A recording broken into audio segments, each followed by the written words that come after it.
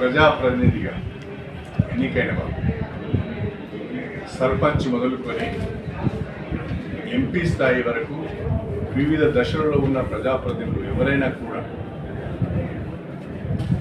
వారి గ్రామానికి సంబంధించి కానీ వారి మండలానికి సంబంధించి కానీ వారి నియోజకవర్గానికి సంబంధించి కానీ లేదా ప్రజలకు సంబంధించిన సమస్యలపైన అధికారులను కలిసే అవకాశం ఉంది.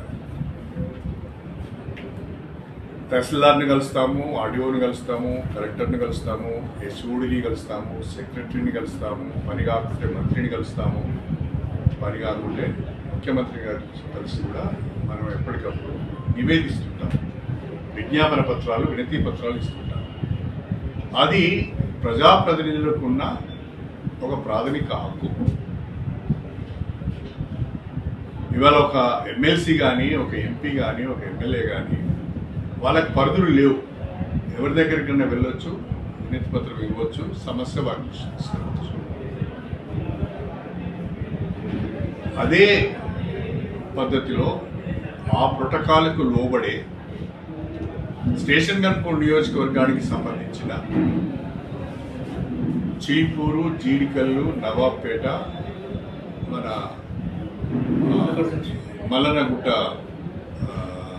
మల్లికుదుర్ల, గట్టుమల్లన్న, తిరుమలనాథ స్వామి టెంపుల్, ఈ 5 దేవాలయాలకు సంబంధించిన చైర్మన్లను కూడా నా వెంట తీసుకొని కమిషనర్ గారు ఎండోమెంట్స్ యొక్క టైం తీసుకొని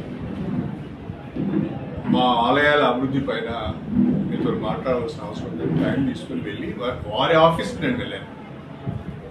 వారి ఆఫీస్కి నేను వెళ్ళి ఆలయాల వారిగా వారికి మా చైర్మన్లతో రిప్రజెంటేషన్ ఇప్పించాను.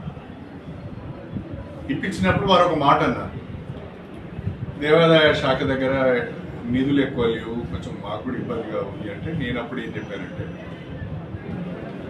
ప్రతి దేవాలయంలో అత్యవసరంగా చేపట్టవలసిన పనులు ఏమున్నాయో మీరు గుర్తించి ఎస్టిమేట్స్ తయారు చేసి నాకు ఇవ్వండి, నేను ముఖ్యమంత్రి గారి దగ్గరికి వెళ్ళి కొన్ని నిధులు తెచ్చుకునే ప్రయత్నం చేస్తానని చెప్పాను. నేను నా నియోజకవర్గానికి సంబంధించిన ఆలయాల గురించి మాట్లాడేదే తప్ప ఉమ్మడి వరంగల్ జిల్లా ఆలయాల గురించి కానీ లేకుంటే తెలంగాణకు సంబంధించిన ఆలయాల గురించి నేను మాట్లాడాను.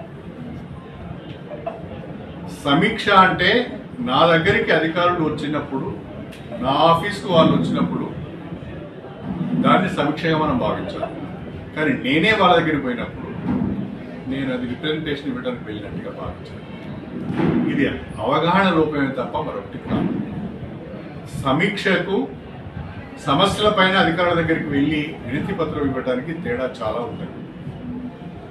మీరు కూడా అప్పుడప్పుడు మీ వ్యక్తిగత హోదాలలో కూడా వెళ్ళి అధికారులు కలుస్తూ ఉంటారు. నేను గన్పూర్ ఎమ్మెల్యేగా నాకు చెప్పకుండా మీరు ఎట్లా పోయినాడు అనగలుగుతాను. ఒక సర్పంచ్ కానీ, ఒక ఎంపీపీ కానీ, ఒక సింగిల్ విండో చైర్మన్ కానీ నాకు తెలియకుండా చాలామంది మా మున్సిపల్ చైర్మన్ గారు కానీ ఎవరైనా కూడా వారికి సంబంధించిన సమస్య పైన వారు వెళ్ళి అధికారులు కలిసే అవకాశం ఉంది. నాకు చెప్పకుండా మీరు ఎట్లా వెళ్ళారు, నా నియోజకవర్గంలో నా పరిధి, నా అధికారం దాటి మీరు ఎట్లా వెళ్ళారు అని మనం అనలేము. అంతేకాకుండా రాజ్యాంగం ప్రకారం, బిజినెస్ రూల్స్ ప్రకారం సమీక్ష మంత్రులు మాత్రమే చేయగలుగుతారు, లేదా క్యాబినెట్ ర్యాంకు ఉన్న వ్యక్తులు మాత్రమే చేయగలుగుతారు. ఎమ్మెల్యేలు, ఎంపీలు సమీక్ష చేయరు, సమీక్షలో పాల్గొంటారు. ఒకవేళ నేను కలెక్టర్ దగ్గరికి వెళ్ళిందంటే అది సమీక్ష కాదు. కలెక్టర్ నా దగ్గరికి వస్తే అది సమీక్ష అవుతుంది. నేను కలెక్టర్ దగ్గరికి పోతే అది రిప్రజెంటేషన్ ఇచ్చినట్టుగా.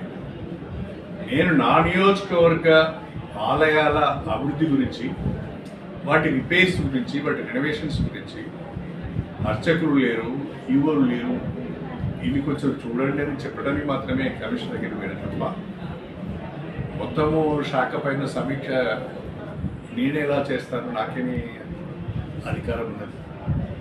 అలా అనుకోవడానికి కూడా అవకాశం లేదు, అలా అర్థం చేసుకోవడానికి కూడా అవకాశం లేదు. తప్పుగా అర్థం చేసుకున్నాను అనేది నా అభిప్రాయం.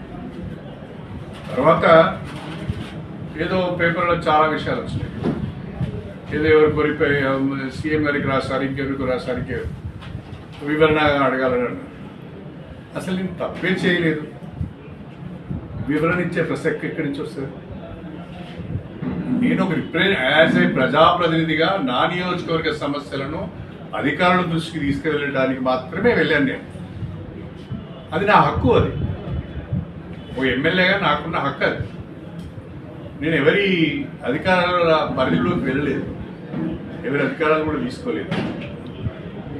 కాబట్టి ఈ రకంగా వార్తలు రావడం కొంచెం బాధాకరంగానే ఉంది. బిజినెస్ రూల్స్ నాకు తెలియదు కాదు. ఇన్నేళ్ల రాజకీయంలో చాలా బిజినెస్ రూల్స్ తెలుసు, చాలా క్రమశిక్షణతో కూడా ఉంటాను నేను. ప్రోటోకాల్ కూడా. లైక్ చేయండి, షేర్ చేయండి, సబ్స్క్రైబ్ చేయండి. మరిన్ని వీడియోల కోసం బెల్ సింబల్ పై క్లిక్ చేయండి.